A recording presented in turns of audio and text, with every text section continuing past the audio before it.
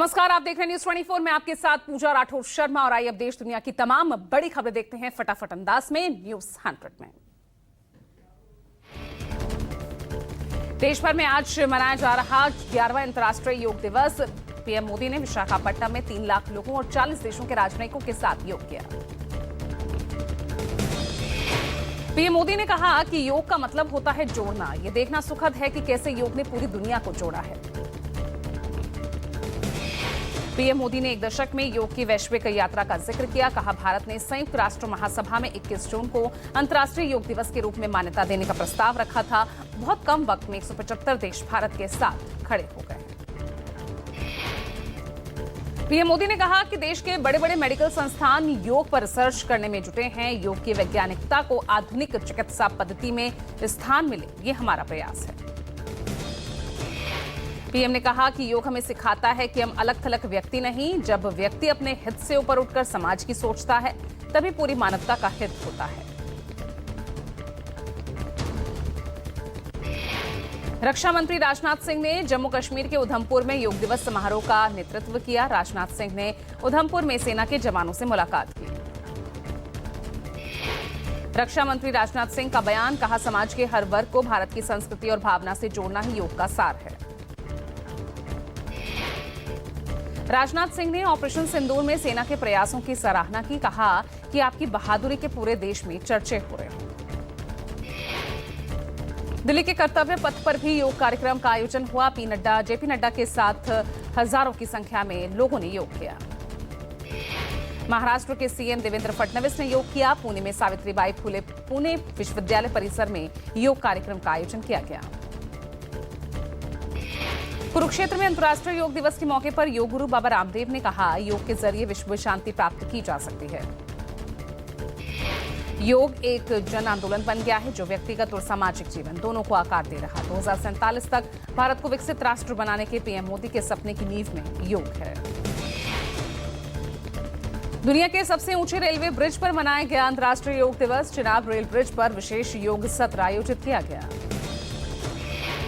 लोगों ने चिनाब घाटी की लुभावनी सुंदरता के बीच योग और आसन किया। योग कार्यक्रम में नागरिक प्रशासन, उत्तर रेलवे, सीआरपीएफ के अधिकारी, स्थानीय निवासी और योग के प्रति उत्साही लोग शामिल हुए। राष्ट्रपति द्रौपदी मुर्मू उत्तराखंड के देहरादून में सामूहिक योगाभ्यास में शामिल हुई। उत्तराखंड राज्य पुलिस लाइन मैदान में राष्ट्रपति मुर्मू ने योग किया। दिल्ली में रेखा गुप्ता सरकार ने योग दिवस पर 11 जगहों पर योग शिविर का आयोजन किया। सीएम रेखा गुप्ता ने यमुना विहार वाटर स्पोर्ट्स क्लब में योग किया। 20,000 से ज्यादा लोगों ने योग करते नजर आए। शिवसेना सांसद श्रीकांत शिंदे ने योग दिवस पर मुंबई के मरीन ड्राइव में योग सत्र में भाग लिया। कहा, विपक्ष को भी योग की जरूरत है। वो अलग अलग स्ट्रेस से गुजर रहे हैं। उन्हें चिंता रहती है कि सरकार क्या काम करेगी। भाजपा सांसद अनुराग ठाकुर ने अपने संसदीय क्षेत्र हमीरपुर में योग किया। हजारों की संख्या में लोग शामिल हुए। जापान में भारतीय दूतावास ने टोक्यो में योग दिवस समारोह का आयोजन किया। जापान के प्रधानमंत्री की पत्नी योशिको इशिबा ने योग कार्यक्रम का उद्घाटन किया। जापान में हुए इस योग कार्यक्रम में 2000 से ज्यादा लोगों ने हिस्सा लिया। जापान के कई मंत्री भी मौजूद रहे। लंदन में भारतीय उच्चायोग पर आयोजित योग कार्यक्रम में लोग शामिल हुए। लोगों ने कहा, हर दिन हम करते हैं योग। विचारों पर नियंत्रण रखने में मिलती है मदद। अंतर्राष्ट्रीय योग दिवस पर यूपी सीएम योगी आदित्यनाथ ने अपने गृहनगर गोरखपुर में किया योग। राज्यपाल आनंदीबेन पटेल लखनऊ में राजभवन लॉन में आयोजित सामूहिक योगाभ्यास में शामिल हुए। राजस्थान के मुख्यमंत्री भजनलाल शर्मा ने जैसलमेर के रेगिस्तान में स्कूली बच्चों और बीएसएफ जवानों के साथ योग किया। डिप्टी सीएम दिया कुमारी ने जयपुर के सिटी पैलेस और दूसरे डिप्टी सीएम प्रेमचंद बैरवा ने यहां एसएमएस स्टेडियम में योग अभ्यास किया। मध्य प्रदेश के सीएम मोहन यादव ने राजधानी भोपाल के टीटी नगर स्थित अटल पथ पर आयोजित योग शिविर में हिस्सा लिया। सपा अध्यक्ष अखिलेश यादव ने योग दिवस को लेकर पोस्ट किया। योग दिवस पर तन, मन, वचन और व्यवहार चलन से सुस्वस्थ रहने की मंगल कामनाएं की। योग केवल एक दिवस तक सीमित ना रहे बल्कि हर दिन संभव हो पाए, इसीलिए हमने अपने समय में सार्वजनिक पार्क भी बनवाए थे और आगे भी बनवाएंगे। जो लोग अपने लालच की वजह से जमीन पर कब्जा कर इमारतें उठा रहे हैं, उन्हें जनता के भले के लिए पार्क बनवाने चाहिए।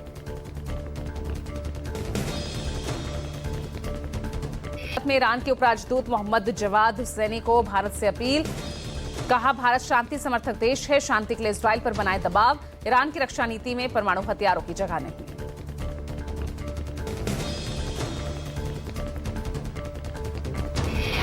ईरान में फंसे भारतीयों के रेस्क्यू के लिए ऑपरेशन सिंधु जारी। 290 भारतीयों का दूसरा जत्था पहुंचा दिल्ली। परिजन मिलकर हुए भावुक। सुरक्षित वतन वापसी के लिए मोदी सरकार को कहा शुक्रिया। कल देर रात 290 भारतीय छात्रों को लेकर विमान ईरान से दिल्ली पहुंचा।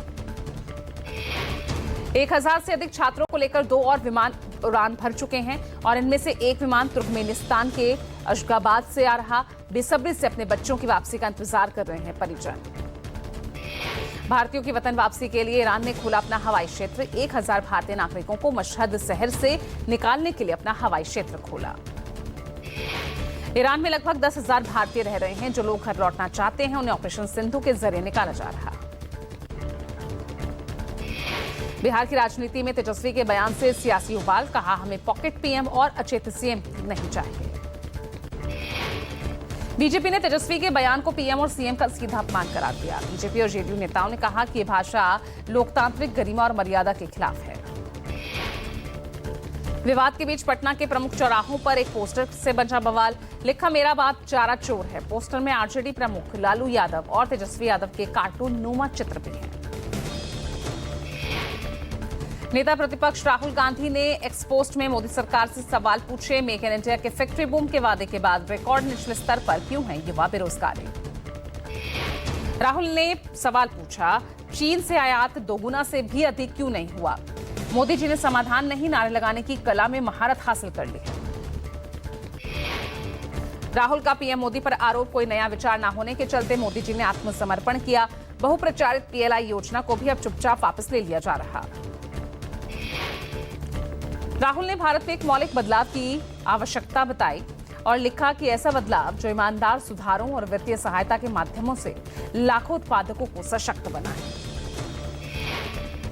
राहुल का चीन की ओर इशारा, हमें दूसरों के लिए बाजार बनना बंद करना होगा। अगर हम यहां निर्माण नहीं करेंगे तो हम उन लोगों से खरीदते रहेंगे जो निर्माण करते हैं और समय बीत रहा है।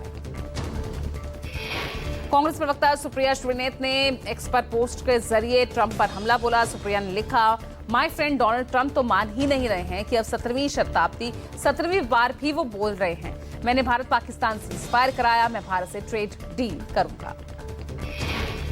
सुप्रिया ने पोस्ट में बताया, ट्रंप ने 4 बार सोशल मीडिया पोस्ट पर 13 बार कैमरे पर बयान दिया है। अब पता नहीं मोदी जी क्या समझाए थे 35 मिनट की फोन कॉल पर। नरेंद्र मोदी ने इस देश के लोकतंत्र को तबाह करने में और लोगों की शक्ति छीनने में कोई कसर नहीं छोड़ी। उनका ये काम सबसे प्रबलता से चुनाव आयोग कर रहा है। पंजाब कैबिनेट की आज अहम बैठक। जेल विभाग से जुड़े कई अहम फैसलों पर मुहर लग सकती है। युद्ध नशे के विरुद्ध अभियान में तेजी लाई जाएगी। पंजाब के उद्योगों को लेकर आएंगे बड़े फैसले। पंजाब उद्योग क्रांति से आई तेजी।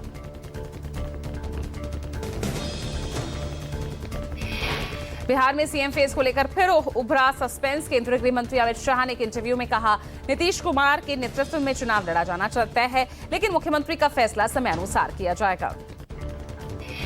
बिहार विधानसभा चुनाव के मद्देनजर आज जेडीयू का महाअभियान। 243 विधानसभा सीटों के सभी पंचायतों में चलेगा जनसंपर्क अभियान।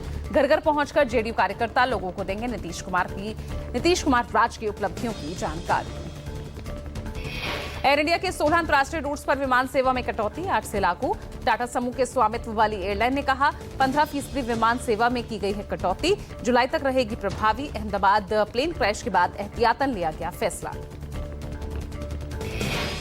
प्रदूषण नियंत्रण को लेकर दिल्ली सरकार का बड़ा फैसला। 1 जुलाई से 62 लाख गाड़ियों को नहीं मिलेगा डीजल पेट्रोल। 10 साल पुराने डीजल और 15 साल पुराने पेट्रोल वाहनों को पेट्रोल डीजल नहीं मिलेगा। ये नियम दिल्ली एनसीआर में पंजीकृत सभी वाहनों पर लागू होगा। पुराने वाहनों की पहचान के लिए 500 रुपए से ज्यादा पेट्रोल पंप पर ANPR कैमरे लगाए गए हैं। ANPR कैमरों का जो है पता लगाया जा सकेगा। उल्लंघन करने वालों पर सख्त कार्रवाई होगी। दिल्ली से सटे इलाकों में भी यही सख्ती होगी। इस साल 1 नवंबर से दिल्ली से सटे 5 जिले गुरुग्राम, फरीदाबाद, गाजियाबाद, गौतम बुद्ध नगर, सोनीपत में लागू किया जाएगा। बुलंदशहर पुलिस और एसटीएफ नोएडा की टीम ने संयुक्त कार्रवाई की। एनकाउंटर में 1 लाख का इनामी विनोद गडरिया ढेर हुआ। पुलिस के मुताबिक विनोद गडरिया पर दर्ज है 3 दर्जन से ज्यादा मुकदमे। बुलंदशहर के जहांगीराबाद में पुलिस और बदमाशों में मुठभेड़ हुई। दक्षिण कश्मीर के पुलवामा के ग्रिड स्टेशन में लगी भीषण आग, भारी नुकसान, पूरे क्षेत्र में बिजली सेवाएं बाधित। बिहार के बक्सर में बड़ा सड़क हादसा, वीर कुंवर सिंह सेतु पुल की रेलिंग तोड़कर गंगा में गिरी कार, मौके पर पुलिस और बचाव दल मौजूद। अंतर्राष्ट्रीय योग दिवस की पूर्व संध्या पर सैंड आर्टिस्ट सुदर्शन पटनायक ने पुरी में कलाकृति बनाई। योग को लेकर जागरूकता पैदा करने के लिए सुदर्शन ने रेत पर उकेरी कलाकृति। अयोध्या में राम मंदिर निर्माण का अक्टूबर तक हो जाएगा पूरा। राम मंदिर ट्रस्ट के महासचिव चंपत राय ने दी जानकारी। अहमदाबाद प्लेन क्रैश हादसे में अब तक 231 शवों का डीएनए मिलान हुआ। 210 शव परिजनों को सौंपे जा चुके हैं। कनाडा के सस्केचुआन प्रांत में चक्रवात की चेतावनी, तेज हवाओं के साथ बारिश का अलर्ट जारी। झज्जर पहुंची नेपाल की जॉइंट सेक्रेटरी, जल जीवन मिशन से बदलाव का लिया जायजा, पानी को शुद्ध करने की तकनीक जानी। करनाल का बेटा यूएस आर्मी में बना सर्जेंट, पढ़ाई के साथ स्टोर कीपर की जॉब भी की। टेस्ला जुलाई से मुंबई दिल्ली में शोरूम खोलेगी। Made in China model Y SUV कारें बेचेगी। HAL भारत की तीसरी रॉकेट बनाने वाली कंपनी बनी। अब स्मॉल सैटेलाइट लॉन्च व्हीकल बनाएगी। स्विस बैंकों में भारतीयों के 37,600 करोड़ रुपए जमा। ये पैसा 2023 की तुलना में 3 गुना ज्यादा है। HDB फाइनेंशियल का IPO 25 जून को ओपन होगा। HDFC बैंक की कंपनी है HDB। सितारे जमीन पर के प्रीमियर के साथ दिखे तीनों खान। आमिर को सपोर्ट करने पहुंचे शाहरुख और सलमान। डायना पेंटी रॉकस्टार से कर सकती थी डेब्यू, रोल के लिए उन्होंने वर्कशॉप्स भी की। उज्जवल निकम का रोल निभाएंगे राजकुमार राव। 26/11 केस पर बन रही है film. ABCD fame Lauren Gottlieb ने की शादी। लंदन के डायरेक्टर टोबियस जोन्स के साथ इटली में पूरी हुई रस्म। नीरज चोपड़ा का साल का पहला खिताब। पेरिस डायमंड लीग में 88.16 मीटर थ्रो किया। 6 में से 3 थ्रो फाउल रहे। ऑस्ट्रेलिया की टेस्ट टीम में बड़ा बदलाव। वेस्टइंडीज के खिलाफ टेस्ट से लबुशेन स्मिथ बाहर, कॉन्स्ट इंग्लिश का मौका मिला।